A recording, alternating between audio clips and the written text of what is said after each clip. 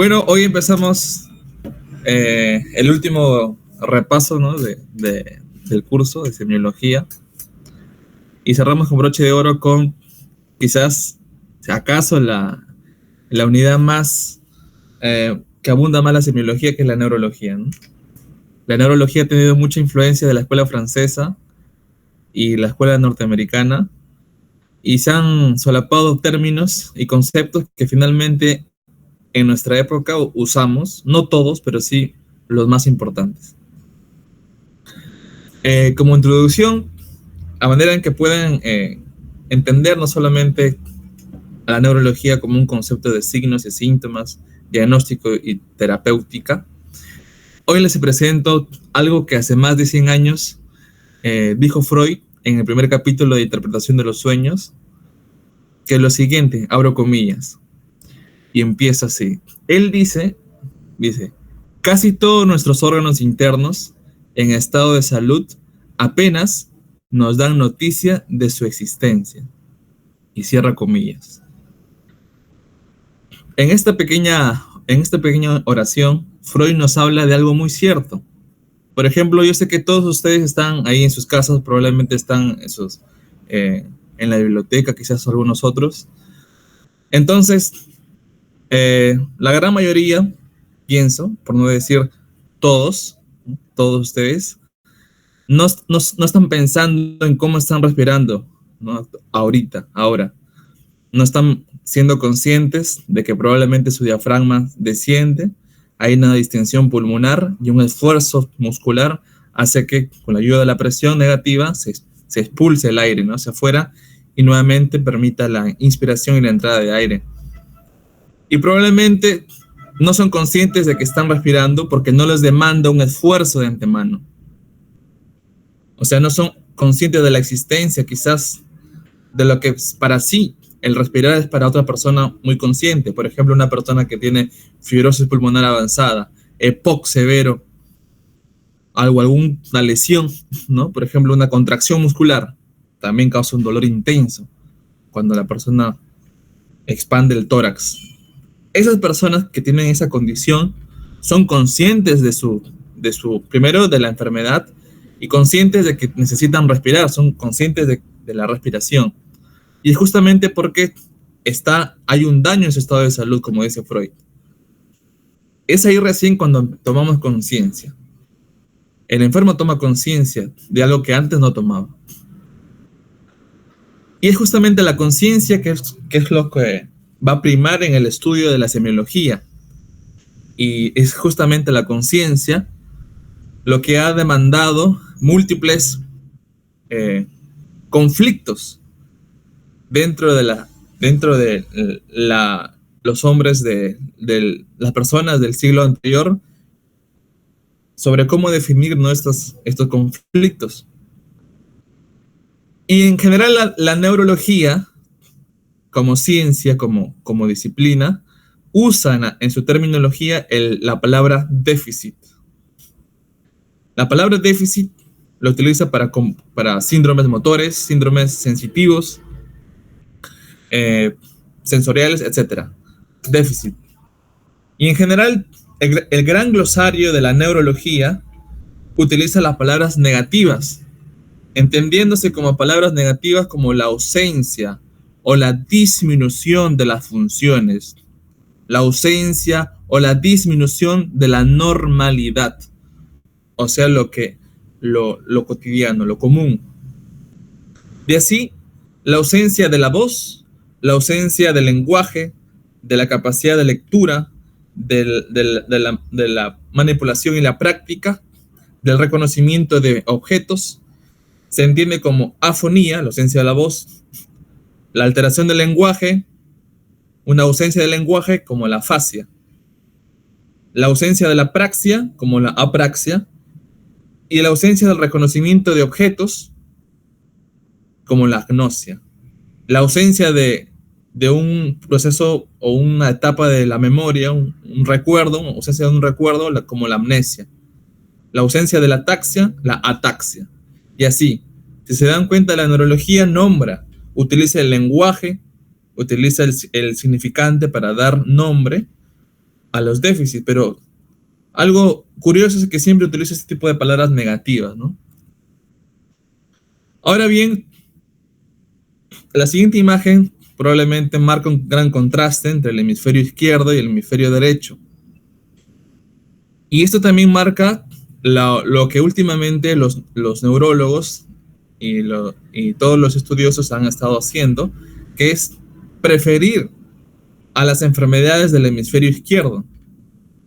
Principalmente porque el hemisferio izquierdo es donde predomina la lógica, donde predomina las secuencias algorítmicas y que son muy bien estudiadas por la ciencia.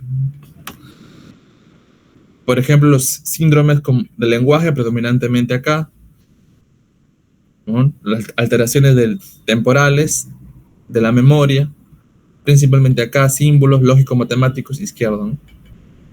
Pero se ha dejado mucho de lado las funciones del hemisferio derecho, donde abunda la creatividad, las emociones, los conceptos holísticos, etcétera, etcétera. Entonces, después de este breve repaso, comenzamos ahora con el, el plato fuerte, ¿no? de la unidad. Como bien todos sabemos, desde el inicio del curso se ha segmentizado a la medicina o a la semiología desde dos conceptos claves. Primero, la anamnesis. Y de la mano de la exploración física, la exploración clínica. Como bien saben, la anamnesis para el buen médico es lo más importante. Lo que es más primordial, la anamnesis.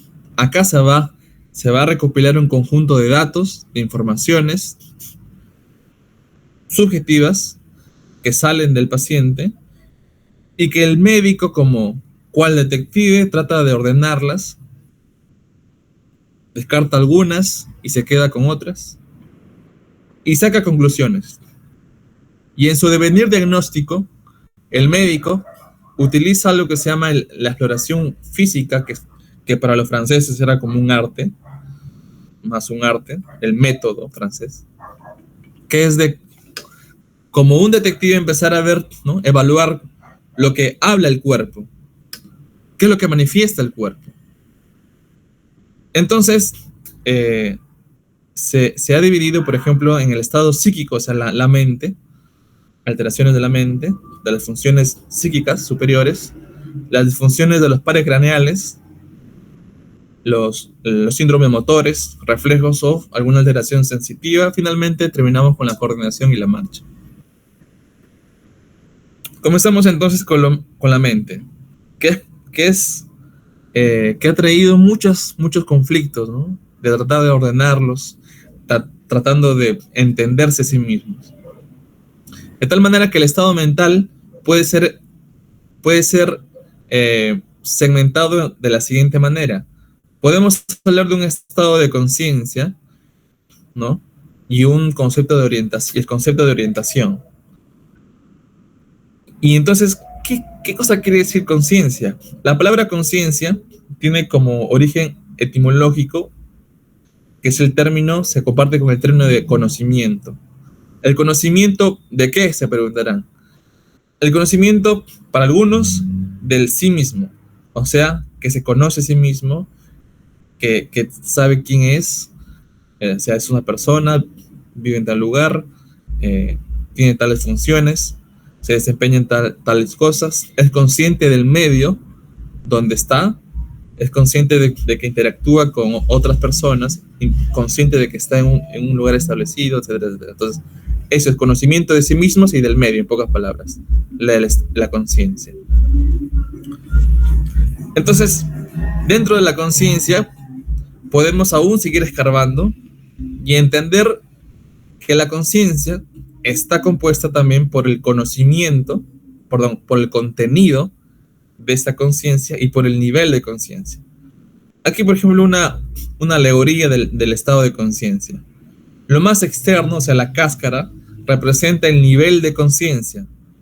Y la pulpa de la fruta, el contenido de la fruta, es el contenido de la conciencia. Pero ¿qué es el contenido de la conciencia ¿Y qué es el nivel de conciencia? El contenido de conciencia son esas funciones superiores que tiene la persona, como la atención, la concentración, la memoria, el lenguaje, el razonamiento abstracto, la función ejecutiva de dichos pensamientos. Ese es el contenido de la conciencia. Y este contenido de la conciencia tiene como base neuroanatómica la corteza cerebral. Principalmente la corteza cerebral. Ahora la cáscara de la conciencia es el nivel de la conciencia. Simplemente es cuán alerta está el paciente y cuán dormido está el paciente, por decirlo así. Va desde el más despierto hasta el más somnoliento o en coma. Entonces, se ha tratado de poner nombre a esos déficits del nivel de conciencia. Desde la vigilia, que es el paciente despierto que responde a los estímulos externos, está en un estado de alerta, pasando por el sopor, que responde quizás a estímulos verbales, al estupor, que ya está como que más adormecido, ¿okay? Responde a estímulos dolorosos, eso sí, y finalmente el nivel de conciencia más profundo, que es el del coma. ¿Pero qué es el coma? Como dije, miren acá, siempre cuando vean que en una escala, siempre fíjense en los extremos. O sea, los extremos ayudan a marcar el contraste entre los dos conceptos. Por ejemplo, entre vigilia y coma. ¿Qué es lo que dice vigilia? Estar despiertos en estado de alerta. ¿Alerta de qué? De los estímulos externos o internos del ser humano. El ser humano no está en medio de la nada. No está en medio de la nada, sino que está dentro de un contenido, o sea, dentro de un espacio, está expuesto a la luz del sol, a los sonidos de la calle, ¿no? Por ejemplo, o alguna anomalía interna, ¿no? Palpitaciones cardíacas, etcétera, etcétera. Entonces, constantemente está el ser humano expuesto a estímulos. Si el paciente es consciente, o sea, toma conocimiento de dichos estímulos, es un paciente despierto, que está en vigilia. Pero ¿cuál es la antípoda de la vigilia? Es el coma. Entonces, razonando nada más, miren. Entendiendo el concepto de vigilia, vamos a entender el concepto de coma. Si la vigilia es estar atento a los estímulos, entonces el coma es la desconexión ante dichos estímulos. El paciente no responde a estímulos verbales, tampoco responde a estímulos dolorosos, no responde a ningún tipo de estímulos y tampoco es consciente de los estímulos internos. Entonces está en coma. El paciente está en coma. Entonces el devenir que trae consigo la vigilia y su disminución de conciencia progresiva, pasando por sopor y estupor, hasta el punto más bajo se le denomina coma. Ahora bien, acá un acápite, por ejemplo, que es la escala de Glasgow. La escala de Glasgow es un conjunto de preguntas y maniobras que se evalúa a un paciente para evaluar su nivel de conciencia, pero no a cualquier paciente, sino a un paciente que ha sufrido un traumatismo encefalocraneal. Esto es importante. Esto es importante porque muchas veces se utiliza el Glasgow para medir el nivel de conciencia a cualquier tipo de paciente, indiferentemente de la etiología por la cual viene a atención o emergencia. Y bueno, eso no es lo ideal, ¿no? Lo ideal es que se aplique el Glasgow a un TEC. Pero si el contenido de conciencia se basa en la corteza cerebral, ¿cuál es la base neuroanatómica del nivel de la conciencia? Es el sistema ascendente reticular activado, que es el SARA. Entonces, un deterioro progresivo del SARA va a traer consigo un deterioro progresivo del nivel de conciencia. Bien. Punto aparte. Y vamos con la orientación. ¿Qué es la orientación? Como forma parte también o está relacionado al estado de conciencia, pero es una herramienta. Bien, la brújula es una herramienta. Como cuál brújula es una herramienta que ayuda al médico, que nos va a ayudar a nosotros a evaluar cómo está nuestro paciente, qué tan degradado tiene la orientación, ¿no? Y va de izquierda a derecha. Este orden no está por gusto, va de izquierda a derecha, pasando por tiempo, pasa el espacio y finalmente la persona. O sea, ¿a qué me refiero? Viene, por ejemplo, un paciente varón de 30 años de edad, porque se cayó de la moto o tuvo algún accidente automovilístico. Entonces, ustedes le pueden preguntar, ¿no? ¿Qué hora es? ¿O qué día es hoy? ¿O qué año es hoy? Y el paciente no responde. Entonces, vamos a la siguiente pregunta, que es: ¿dónde se encuentra usted? Entonces, está en un hospital, y si dice que no dice nada, o está en su casa, o está en otra parte, entonces va avanzando la afección. Entonces pasamos a la siguiente pregunta: ¿cómo se llama usted? ¿Quién es usted? Y la persona no se reconoce a sí misma, o sea, no tiene conocimiento de sí mismo, entonces es un paciente que está más grave, ¿no? Y siempre es en este orden: tiempo, espacio y persona, de izquierda a derecha, en ese mismo orden. Muy bien. Entonces, aquí, por ejemplo, algo interesante, él es Jean-Paul Sartre, que es un filósofo francés, que habló justamente acerca de la conciencia y trató de segmentizarla para poder entenderla. Entonces, por ejemplo, habló del ser en sí, o sea, de la persona, del ser en sí. El ser en sí es la persona, esta de acá. O sea, la persona tiene conocimiento de sí misma, ser en sí. Pero también habló del ser para sí. O sea, el ser para sí involucra un factor de espacio. ¿Por qué? Porque hay otra persona que está viéndolo, otra persona que lo reconoce, por ejemplo, el médico. El ser para sí, el otro. Y el ser para el otro se refiere a los objetos en general, ¿no? Que es consciente del espacio y del objeto que pueda haber ahí. Muy bien. Este es otro mapa. Este es un apunte, ¿no? De una clase. Aquí, por ejemplo, el despertar y la conciencia. Por ejemplo, son cosas distintas.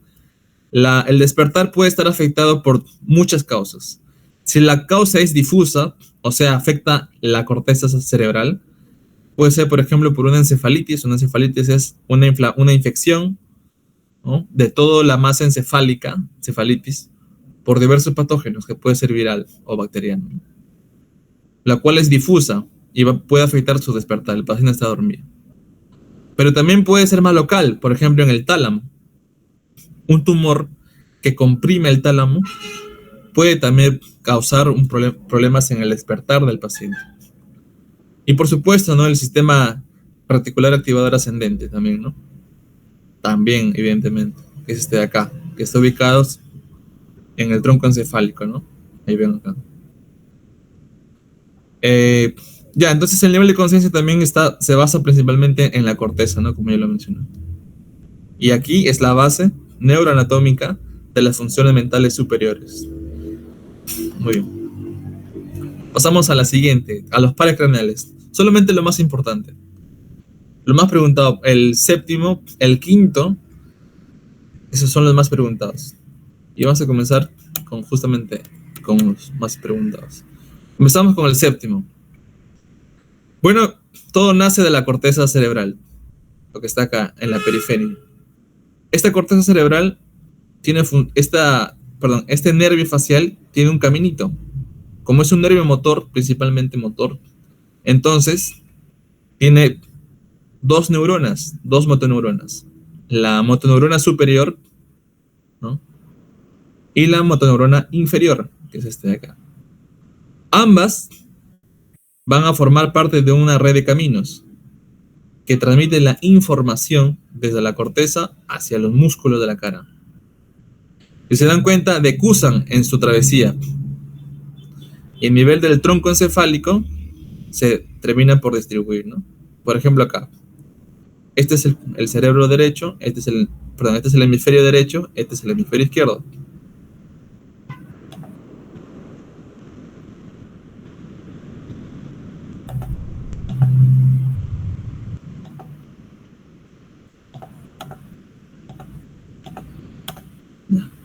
Entonces, este es el hemisferio derecho y este es el izquierdo. Ya. Entonces, de acá salen haces nerviosos, vienen para acá. Algunos se van para... Algunos mantienen su dirección y otros decusan. La mayoría decusan, ven acá. Van al tronco encefálico y finalmente se irradian y se llegan hasta el músculo, ¿no? Esa es la travesía. Entonces, esta sería la forma. Acá está el cerebro. Entonces, acá está el rostro. Entonces, los nervios salen de la corteza, decusa. Si está, por ejemplo, acá, va a la zona, a la cara, a la zona izquierda del rostro. Derecho, izquierdo. Y los que vienen del izquierdo, de la corteza cerebral izquierda, se van al rostro, al rostro derecho. Igualito similar al de los músculos del brazo y de la pierna, similar. Ya, esa es la parte neuroanatómica, pero ¿cuál es lo importante acá? El lugar de la lesión. ¿Cómo así? Por ejemplo, si se dan cuenta, hay dos patrones, miren. Hay una parálisis facial central que solamente afecta un cuadrante del rostro. Y hay una parálisis facial periférica que solo afecta la mitad del rostro. ¿Y por qué? Tiene su explicación neuroanatómica. Por ejemplo, acá los haces nerviosos, si se dan cuenta, ambos, tanto el derecho como el izquierdo, van a juntarse acá. Se juntan. Los de ambos hemisferios se juntan acá. Entonces, una lesión periférica va a afectar a estos nervios juntos y va a afectar, por ende, a más área. Por eso se afecta a la mitad de la cara. Hay borramiento de las líneas frontales, hay caída, ¿no? Mira, de la ceja, hay borramiento de las líneas nasogenianas, hay caída de la comisura labial. La mitad de la cara. En cambio, acá miren, no. Acá la lesión es más central, más arriba, en la corteza. Entonces, no afecta donde hay más fibras, por lo tanto, afecta donde hay menos fibras. Como hay menos fibras, menos lesión. Aquí, por ejemplo, solo afecta al derecho y como decusa, afectará al izquierdo. Pero como es focal, bien, hay un pocos haces nerviosos, entonces afectará solamente una porción, un cuadrante. En la acá. Si la lesión es en el lado izquierdo, o sea, si ustedes ven que el labio se cae hacia el lado izquierdo, que hay borramiento de la línea nasogeniana en el lado izquierdo y las líneas frontales se mantienen permanentes, entonces pueden decir que, para empezar, la ubicación, ¿no? ¿Dónde está la lesión? ¿En el hemisferio derecho o izquierdo? Ah, miren, acá la lesión es izquierda en la cara, entonces en el cerebro será en el lado derecho. Y después, ¿solo afecta un cuadrante o la mitad de la cara? Solo un cuadrante. Entonces será una parálisis facial central. ¿Cuáles son las causas? Muchas, pero principalmente los accidentes cerebrovasculares, los ACVs, ¿no? Puede ser también un trauma, pero principalmente los ACVs, los stroke. En cambio, la parálisis periférica no, ¿no? O sea, la mitad de la cara, como expliqué, y aquí la causa puede ser múltiple también, idiopática, o puede ser por infecciones, etcétera, etcétera. Ese es el truco. Ahora vamos con el otro que es muy preguntado, que es los nervios craneales que se encargan de la función motora, ¿no? De los ojos. Los ojos son la ventana del alma, por lo tanto, son de mucha importancia. Y se debe analizar, por supuesto, sus movimientos. Y estos movimientos están controlados por músculos. Hay músculos extraoculares, o sea, que están por fuera del globo ocular, que se ve acá. Como bien ya recordarán, los músculos se pueden dividir de la siguiente manera. Los que forman como un aspa, ¿no? Los músculo recto superior, el recto inferior, el recto medial. Y si hay un medial, hay un lateral. Bien, acá. 1, 2, 3, 4. Pero también si van acá, hay como músculos anexos que tienen una posición y una distribución interesante que marcan una dirección oblicua y se le llama el oblicuo superior y el oblicuo inferior. Y no se llama oblicuo solamente por la forma, ¿no? Sino también por la función que cumplen en el globo ocular. Por ejemplo, el oblicuo superior. Este es el ojo. Bueno, es similar al ojo. Acá está la pupila, el iris, perdón, y la pupila está acá. Ya. Entonces, esto es un ojo derecho, ojo derecho. Ya, entonces aquí está, por ejemplo, viene acá el oblicuo superior. Pero el oblicuo superior se va hasta acá más o menos, por acá. Y desde ahí va a empujar al ojo. De tal manera que el ojo, miren el oblicuo superior, lo que hace es empuja el ojo hacia abajo. Y como está arriba, entonces empuja hacia abajo y hacia adentro. Entonces, empuja, como está arriba, empuja hacia abajo. Y como se pone por acá, empuja desde acá. Entonces se va hacia adentro. De todas las funciones, por favor, esto apréndenselo o recuérdenlo, por favor. Su chamba del oblicuo superior es esa. Mirar la nariz. Acá está la nariz. Bueno, un intento de nariz. Y entonces el oblicuo mayor lo que hace, el oblicuo superior lo que hace es mirar la nariz. Entonces, esto es importante, ¿no? El oblicuo superior. De ahí lo demás, el recto superior, el recto medial, el recto inferior y el oblicuo inferior son inervados por el óculo motor. El óculo motor. Y el lateral, que es el abducens, ¿no? Que sea el sexto, el abducens. Ahora, si su examen es en pocos días, ¿cómo nos memorizamos todo esto? Porque para saber la patología, primero hay que saber la fisiología, lo normal. Entonces aquí, mira, esta es una leyenda. El sexto paracraneal, que es el abducens, es este de acá, va a llevar al ojo hacia el lateral. Entonces, recto lateral, sexto. El cuarto es el oblicuo superior, su chamba es el oblicuo superior. Este de acá, como ya dije, va a llevar hacia la nariz, hacia abajo y hacia adentro. Listo. El que tiene más chamba es el óculo motor. El óculo motor, que es el tercero. Da todos los demás movimientos, los otros, como yo digo. Entonces, acá. Entonces, ¿cuál es la memotecnia? La memotecnia es la siguiente. Recto lateral, 6. O sea, el sexto, ¿no? Sexto par. Y el oblicuo superior, que es SO, es el 4. Es el 4.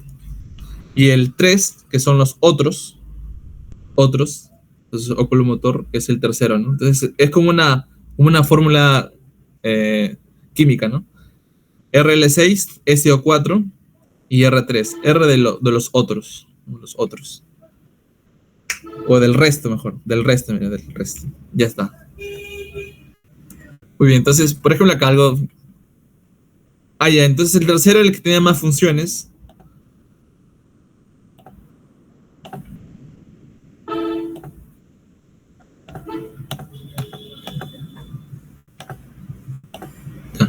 Entonces el tercero tiene más funciones que los demás. Entonces es por eso que debe ser aún más estudiado.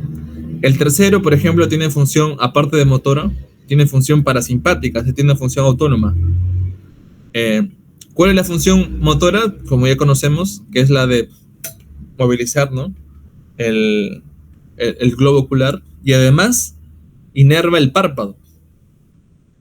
Inerva el párpado y permite la abertura del mismo, o sea, permite abrir el párpado, abrir los ojos, en pocas palabras. Y además tiene una función parasimpática, o sea, permite la constricción, o sea, permite la miosis de la pupila, que se contraiga la pupila. Entonces, esta función motora es principalmente una función central, se viene desde el tronco encefálico, desde la corteza cerebral. Y la función parasimpática principalmente es más que todo periférico. O sea, ¿a qué me refiero? Una lesión, por ejemplo, un accidente cerebrovascular, ¿no? Ven acá el vasito, va a afectar principalmente la función motora, o sea, el párpado se cae. El motor. En cambio, la función parasimpática, o sea, periférica, va a depender más que todo de los fenómenos de compresión. O sea, el nervio, el tercer paracraneal, va a llegar hasta la pupila, ¿no? Y va a llevar consigo inervación parasimpática, pero en su camino puede encontrarse, por ejemplo, con pinzamientos por arterias que pueden estar pinzándola, eh, o algún tumor que lo va a comprimir. Y eso va a afectar, por ejemplo, que un paciente va a tener, por ejemplo, como no va a poder hacer constricción, va a tener lo contrario, que es midriasis. Está acá el ojo, bueno, acá el ojo. Este es el ojo normal, el ojo patológico. Entonces acá está normal. Como no puede hacer constricción, entonces va a ser dilatación. Las pupilas se van a dilatar. Esto se llama anisocoria. Acá está midriosis. Midriosis. Así va a venir el paciente. Midriosis. Bueno. Y acá, ¿no? La lesión del cuarto, como ya saben, ¿no? El cuarto. ¿Dónde está el cuarto? Acá está. O sea, más fácil es, por ejemplo, decimos al paciente, ¿no? Por ejemplo, el abducens. El abducens lo que hace es mirar hacia el lateral. Ustedes le pueden decir, para poder encontrar, ¿no?, la lesión o el tipo de lesión, le pueden decir, señor, que vea hacia la izquierda, ¿no?, o hacia la derecha. Y van a ver justamente ahí que el paciente, que el ojo del pacientito no va a llegar a completar la función y se va a desviar. Aquí, por ejemplo, el nervio, el abducens, va a llevar el ojo hacia afuera, hacia derecha, hacia izquierda, hacia lateral. El ojo bueno puede ir, pero el ojo malo no. Se va para la dirección contraria. Como ya dije, el cuarto nervio craneal inerva al oblicuo mayor o oblicuo superior. Entonces llevaría los ojos hacia abajo y hacia adentro. Y como ven acá, lleva a cualquier otro lado menos hacia abajo y hacia adentro. Entonces se sale de la función. Bien, entonces ahora vamos con los otros nervios restantes. Aquí, por ejemplo, el 5 tiene el trigémino tiene múltiples funciones. Sensitiva, muy bien ya conocida, pero también motora. Inerva 4 músculos. Los músculos que permiten la masticación, que es el músculo temporal, el músculo macetero y los dos gemelos, los pterygoideos externos e internos. ¿Qué es lo que pasa cuando se lesiona este músculo? Si se lesiona este músculo, la mandíbula, ¿no? O sea, la mandíbula se va a desviar hacia la zona, digamos, que no presenta oposición. O sea, como así, por ejemplo. Entonces, aquí, por ejemplo, están los músculos. A ver, la mandíbula.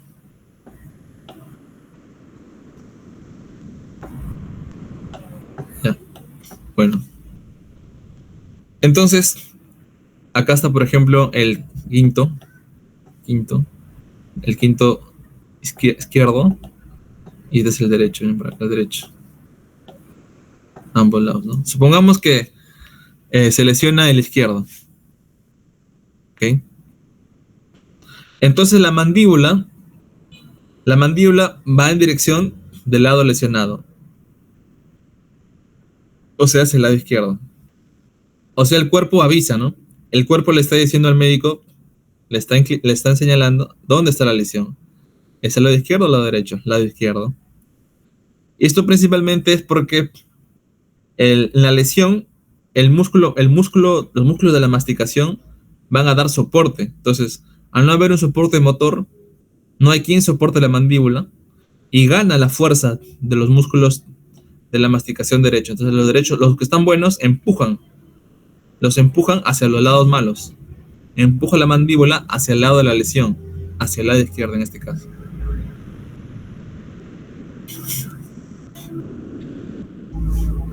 Esta es la lesión del décimo, del derecho, por ejemplo, ¿no? Esta es una imagen interesante. Supongamos que esta es una esfera, que es la úvula. Vamos a poner la úvula. Entonces la úvula, que es una esfera, estamos imaginando que es una esfera, está sostenida por dos pitas, dos hilos, derecho y izquierdo.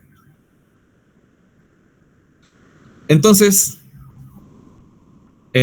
supongamos que se corta, ¿no? Por ejemplo, acá dice, ¿no? Lesión en el lado derecho. Supongo que se corta. Entonces, la úvula se va por el peso, ¿no? Que tiene hacia el lado izquierdo. O sea, hacia el lado que está sano. Hacia el lado bueno. La úvula se desvía hacia el lado izquierdo. En cambio acá no, ¿no? Si es que una lesión del quinto se va hacia el lado que está lesionado, en cambio acá se va al lado que está bueno. Esta alegoría, esta metáfora es interesante. Este es la imagen, ¿no? de la esfera que está sostenida por dos hilos. Ya bueno. Pero también, como es un nervio múltiple con múltiples funciones, podemos encontrar, por ejemplo, la voz ronca acompañado de disfagia, ¿no? Ya. Ahora vamos al número 12, al último parque craneal, que es el nervio hipogloso, que inerva la lengua. Entonces, por ejemplo, acá de igual manera, ¿no? Como ya vimos antes, la lengua se desvía hacia el lado de la lesión, igual que el quinto, ¿no? Hacia el lado de la lesión. O sea, la lengua señala, miren, hacia dónde va. Acá, por ejemplo, señala hacia el lado izquierdo. Eso quiere decir que la lesión está en el lado izquierdo. Y puede también haber presencia de fasciculaciones, ¿no? O problemas para hablar o para articular las palabras. Eso se entiende como disartria. Ahora, ¿qué pasa? Esto es solamente la lesión de un lado, del izquierdo. Pero ¿qué pasa si se lesiona también el lado derecho? O sea, los dos lados. En ese caso, el paciente no podrá sacar la lengua. No hay protrusión de la lengua. La protrusión de la lengua es función del nervio hipogloso. ¿Muy bien? Ahora vamos... ya. Esto es importante. Dentro de la parálisis periférica, que es uno de los tipos de parálisis periférica más comunes, es la parálisis de Bell's. Entonces, el signo de Bell's, que es otro término que se debe entender aparte, puede también formar parte de la parálisis periférica idiopática. ¿En qué consiste?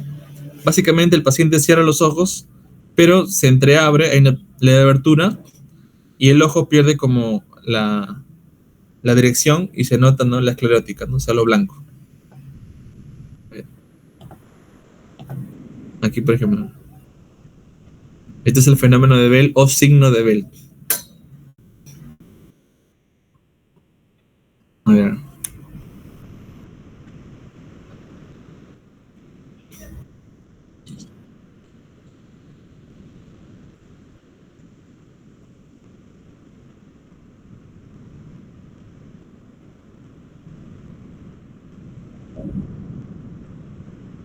Ahí está. Listo. Ese es el signo de Bell. Presente en una parálisis facial periférica. Muy bien, ahora vamos a la función motora y de los reflejos.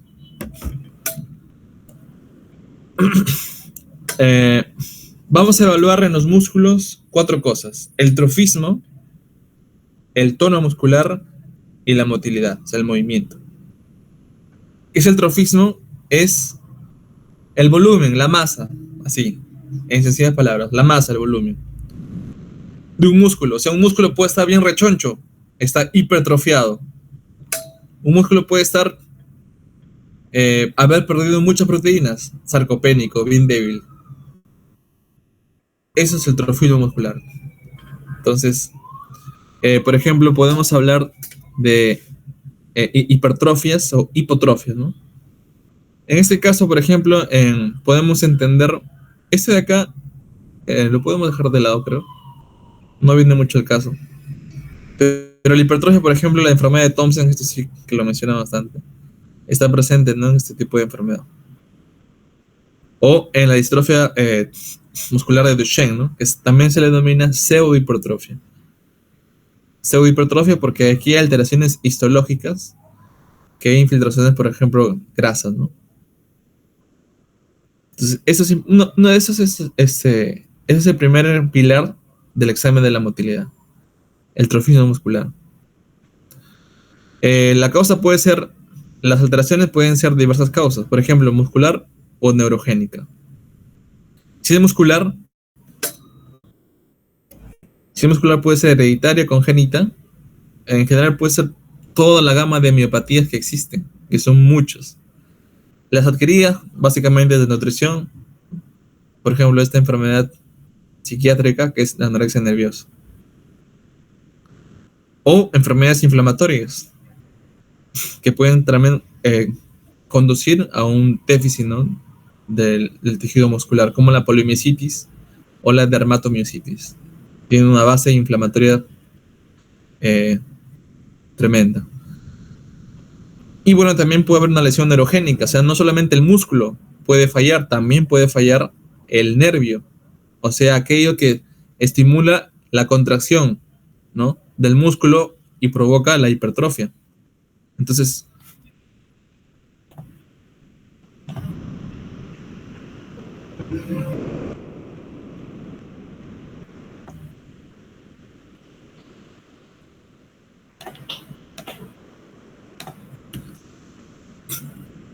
por ejemplo, ¿no?, siempre cuando vean anomalías del movimiento, piensen en dos cosas: músculo y nervio. Músculo y nervio. Y placa neuromuscular también, de pasadito. Entonces, por ejemplo, las lesiones que vienen desde arriba, ¿no?, lesiones de primera motoneurona, que viene desde la corteza cerebral hasta la médula espinal. Ahí muere su trayectoria. O propias de la médula espinal, como una enfermedad infecciosa que es la poliomielitis, causada por el poliovirus, o atrofias espinales. O periférica, ¿no?, como alguna neuropatía y polineuropatía. Voy a hablar un poquito más de esta primera motoneurona y segunda motoneurona, que es también bien preguntada. A ver.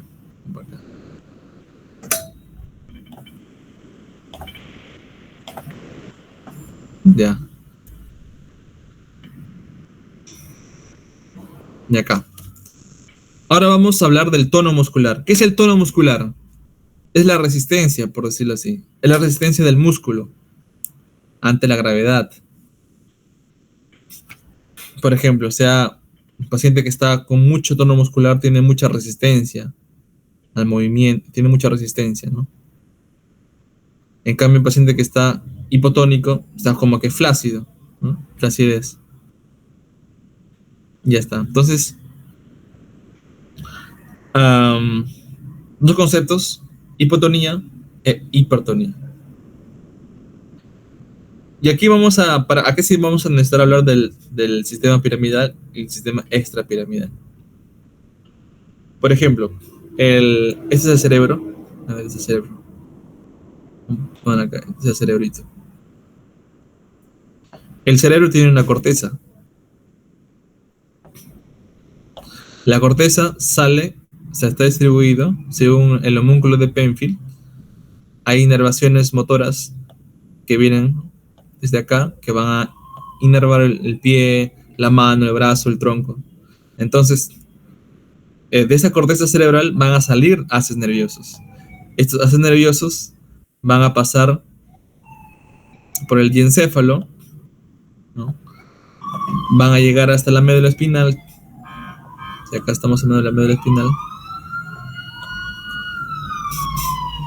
Y van a hacer sinapsis con otro neurona, que es la segunda neurona.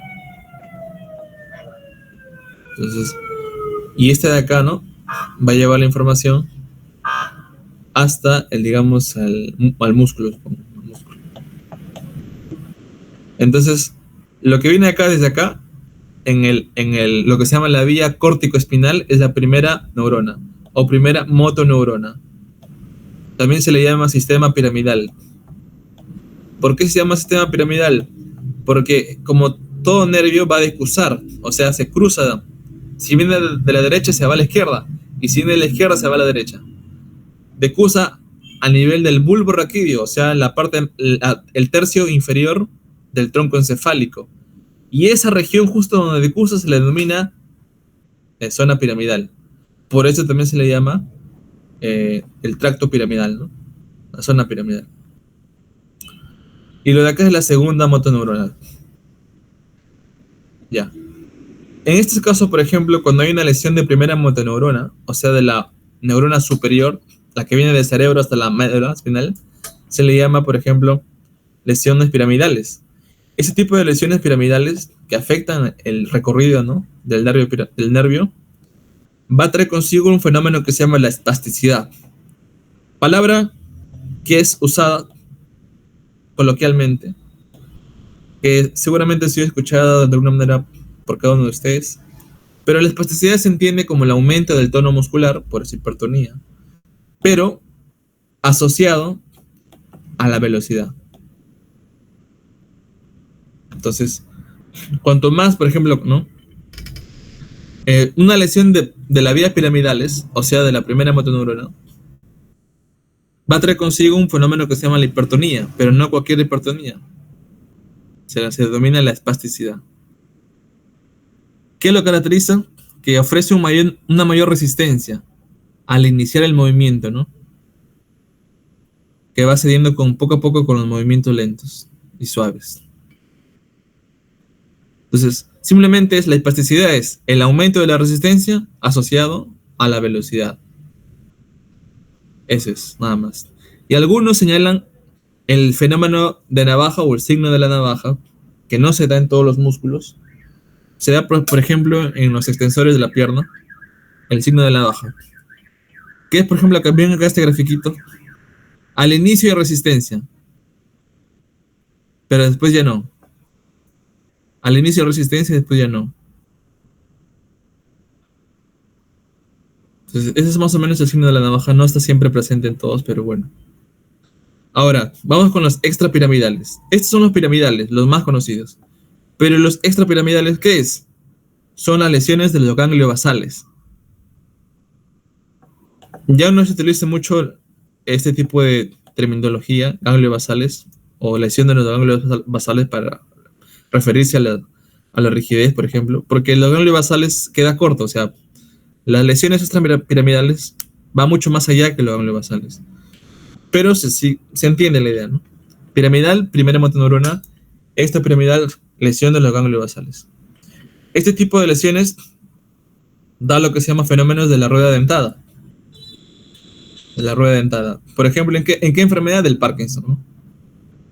Cuando, por ejemplo, hacen flexión de articulaciones como en la muñeca o en la mano, van a sentir como que el movimiento es como que pausado y sigue, pausado y sigue, pausado y sigue, como una rueda, ¿no? Como un engranaje igualito. O sea, esto se la va a denominar el signo de la rueda dentada. Esto se entiende como rigidez, porque por más velocidad que tú le pongas acá, no va a variar el tono muscular. En cambio, la espasticidad sí, varía el tono muscular con la velocidad. Varía el tono de la velocidad. Acá no. En la extrapiramidal no depende. No depende. Ya. Oye, acá seguramente lo han escuchado, la maniobra de Stewart-Holmes. Esto es lo que mide la resistencia, ¿no? La resistencia del músculo esquelético ante los movimientos pasivos.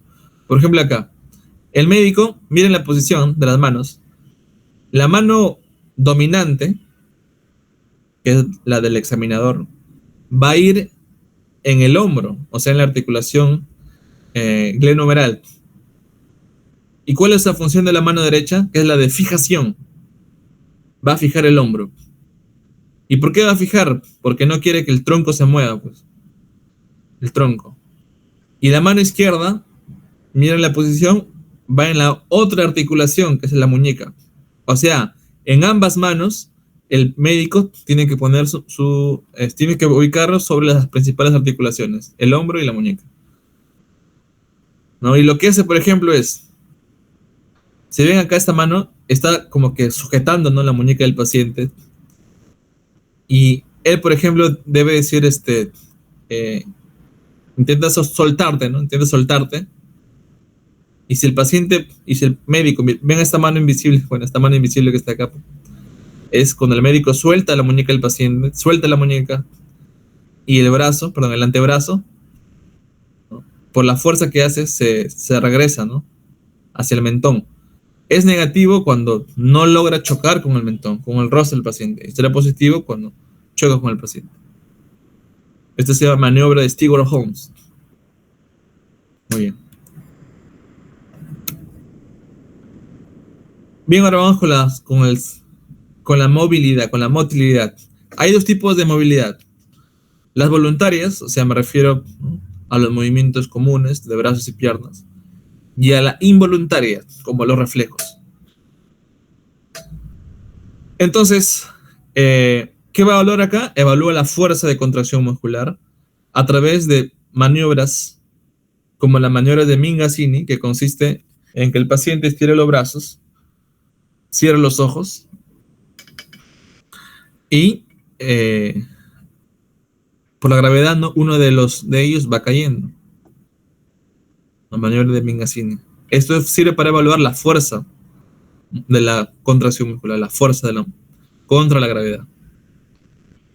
Pero también, si hay para los miembros superiores, también hay para los miembros inferiores. Y esto se llama maniobra de Barrett. Esto evalúa también la fuerza muscular. ¿Y qué pasa cuando tiene un déficit? Ahí ve la palabra, déficit de la fuerza muscular. Si es un déficit parcial, hablaremos de una paresia. Paresia. Y si es un déficit total, hablaremos de una plegia. Plegia, que es la fuerza. Ven acá, pérdida de la fuerza, plegia. Disminución de la fuerza, déficit de la fuerza, paresia.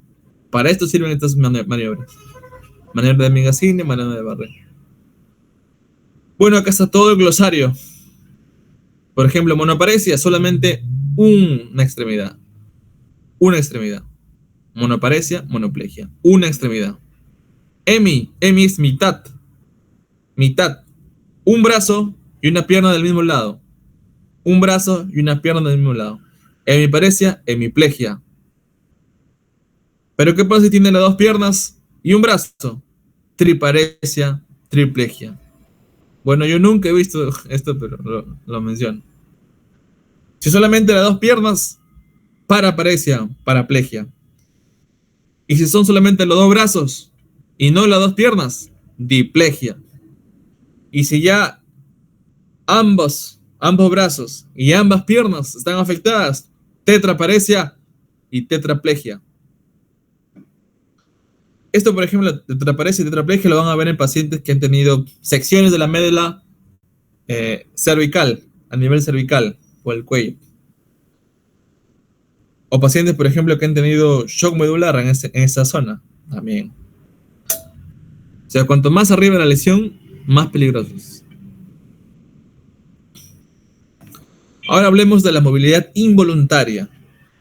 ¿Qué cosa es? Reflejos. Nada más. Reflejos.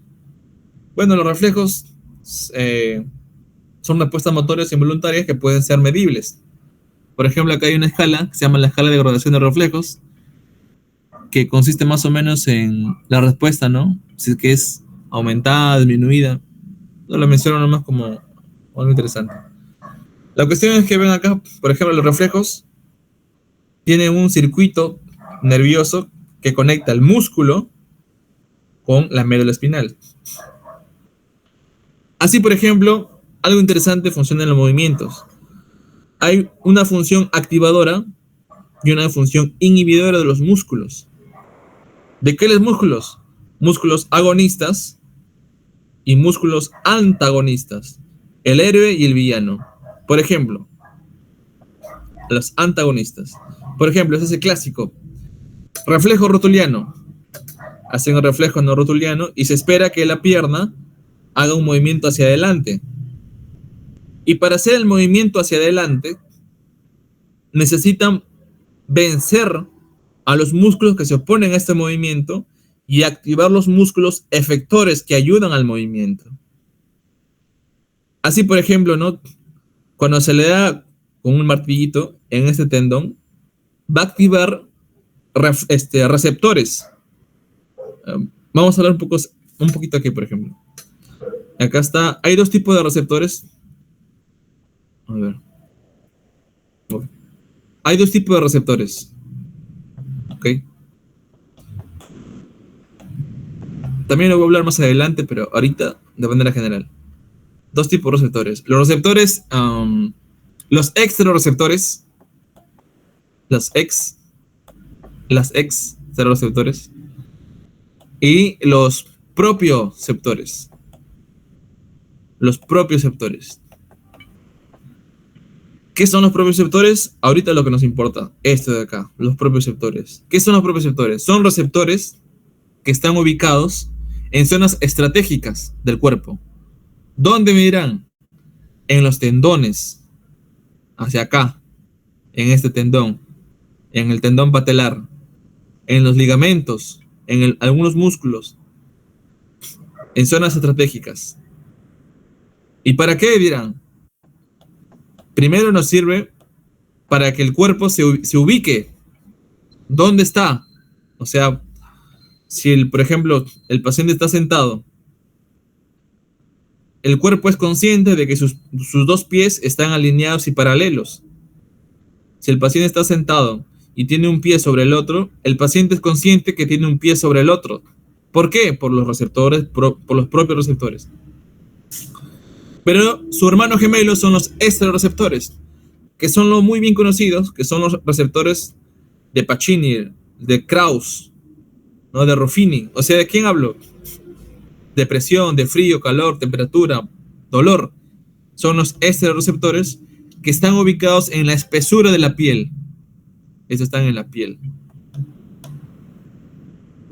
Que también forma parte de algunos argorreflejos. Por ejemplo, cuando se hincan un clavo, inmediatamente retiran el pie, ¿sí o no? Ya, pues, eso es por estimulación de los exteroreceptores. Ahora acá, con un martillo, le dan en el tendón rotuliano, en el tendón patelar, va a actuar los propios receptores. Listo. ¿Ven? Los dos sirven, ¿sí o no? Pero ¿cómo es la jugada? Miren la jugada.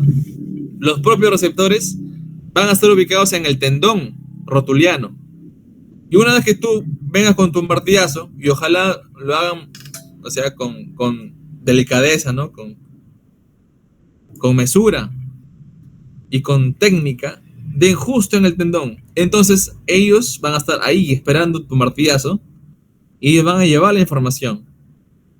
Van a llevar la información hasta la médula espinal. Ven acá. Esta es la neurona sensitiva, es una neurona aferente que lleva información hasta la médula. Y ven acá, tiene dos caminitos, miren, cómo se divide. Interesante, ¿no?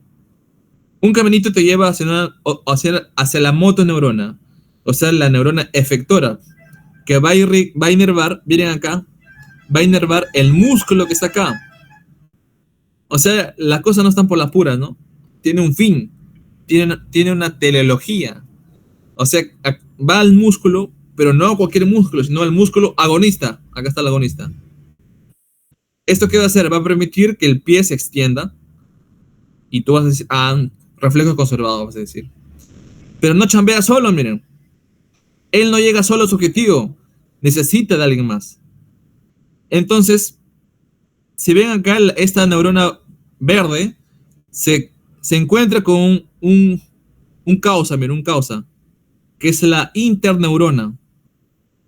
¿Qué cosa quiere decir interneurona? Entre neuronas, pues, más fácil, más Bueno, esta interneurona conecta a la neurona sensitiva con otra neurona, que también es motoneurona, pero no cualquiera, miren. Esta otra motoneurona va a inervar a otro paquete muscular, pero no cualquiera, miren, por decirlo así, va a permitir, como se dice, va a inervar a los músculos antagonistas, o va a inhibir a los músculos antagonistas. O sea, activa unos y duerme a otros. Activa uno y duerme a otros. Ahora, acá no está completo, pero normalmente desde la corteza cerebral se acerca también otra neurona que interactúa con estas de acá. ¿Ok? Pero ese es otro tema. Pero sépanlo también, que viene otra neurona desde arriba. O sea, estas no están solas porque necesita alguien que esté ordenándolas. Entonces es así, ¿no? Así funcionan los reflejos. Y bueno, hay dos tipos de reflejos, los osteotendinosos o profundos y los reflejos cutáneo mucosos, que son los superficiales.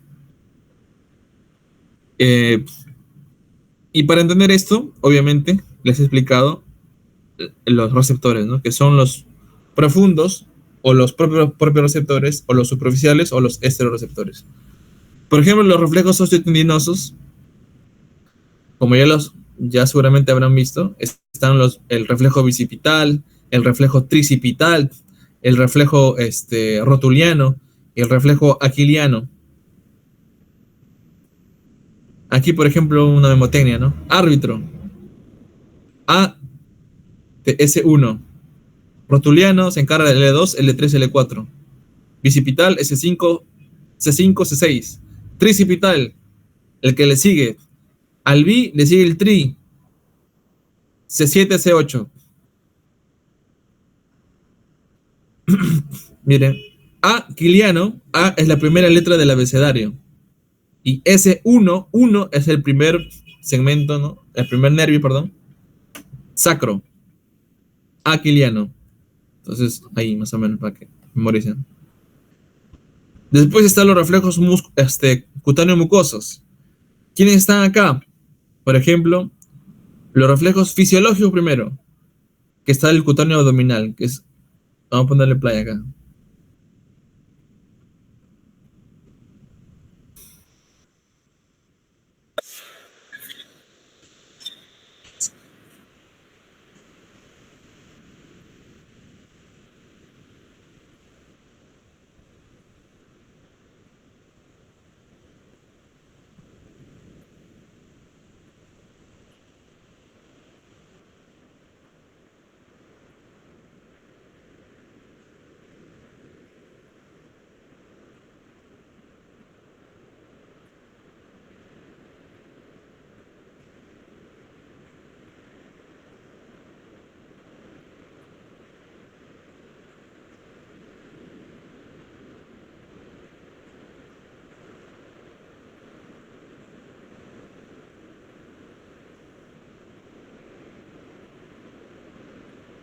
Bueno, ahora hablemos de los reflejos plantares. Normalmente no debería haber un reflejo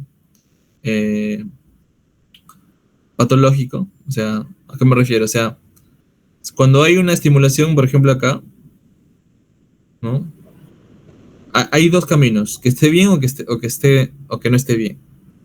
Si hay, por ejemplo, lo normal es que a lo mucho haya flexión de los dedos, no extensión, flexión de los dedos, o sea que los dedos vayan hacia adentro, con un aparatito, ¿no?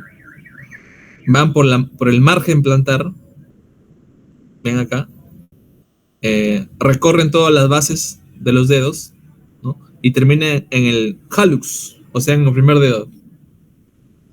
¿Qué pasa cuando haces esto, pero el primer dedo, o sea, el dedo gordo, el primer dedo, hace extensión? Si el primer dedo hace extensión, es Babinski positivo. Y el Babinski positivo es el inverso del reflejo plantar. ¿Okay? Babinski positivo, reflejo patológico. Y normalmente este tipo de reflejos, el Babinski, está asociado a lesiones de primera monteneurona, o sea, síndromes piramidales. Eso fijo viene en el examen.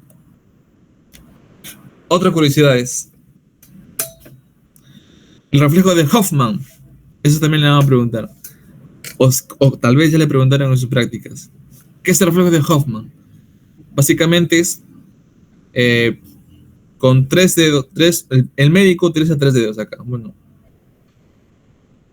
El primer dedo, que es el dedo pulgar, va a hacer una digitopresión sobre el lecho unguial. El segundo dedo y el tercer dedo van a servir de soporte, ¿no? Y fijación. Van a ver cómo es, ¿no? El reflejo de Hoffman. Igual que el Babinski, también te orienta a una lesión piramidal, ¿no? O de primera motoneurona. Ahí está, Hoffman. Eso pueden ir practicando, ¿no? Ya. Ahora el Babinski también tiene sus seguidores, que se le llaman los sucedáneos evocadores del signo de Babinski. Su propio nombre lo dice, ¿no? Evocador del signo de Babinski. Si el anterior, el Babinski, no fue suficiente, entonces se evoca a otras maniobras como la de Gordon, la de Oppenheim y el de Chadok. El Gordon, por ejemplo, simplemente hacen una comprensión a nivel de la pantorrilla como ven acá, ¿no? Y se espera que el primer dedo extienda. El Oppenheim, igual manera. Miren la maniobra que hace, ¿eh? Es una fricción, pero no con cualquier parte, sino con los nudillos de los dedos a lo largo de la tibia anterior de la pierna, que van desde arriba hacia abajo, o sea, desde proximal a distal. Y otra vez, si es que es positivo para Babinski, debe debe extender el dedo gordo, o sea, el dedo gordo debe inclinarse hacia arriba, o sea, hacia arriba, ¿no? Como acá, por ejemplo. ¿Qué más? El Chadok, igual manera, ¿no? Hace un estímulo suave desde el malleolo, ¿no?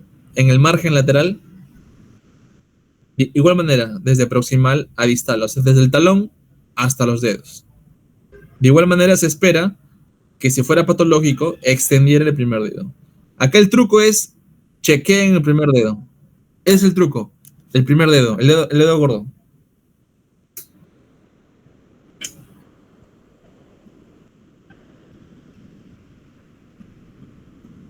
Muy bien. Esto fijo la pregunta. Por ejemplo, van a decir cuál de ellos no es o es el sucedido de Babinski y qué lesiones presenta. Marcan el Gordon, el Oppenheim, el Chadok y puede ser una lesión piramidal, ¿no? Igual que el Hoffman. Bueno, muy bien. Este es un esquema para organizar todas las lesiones del parálisis. ¿Cómo podemos interpretar esto? La parálisis es una afección de la fuerza muscular, una lesión de la fuerza muscular. Y puede ser completa o incompleta. Si es incompleta, o sea, parálisis incompleta, hablamos de una paresia. Y si es completa, o sea, no mueves nada, no tienes nada de fuerza, es una plegia. Ahora bien, hay dos tipos de parálisis, según la neuroanatomía. La parálisis central y la parálisis periférica.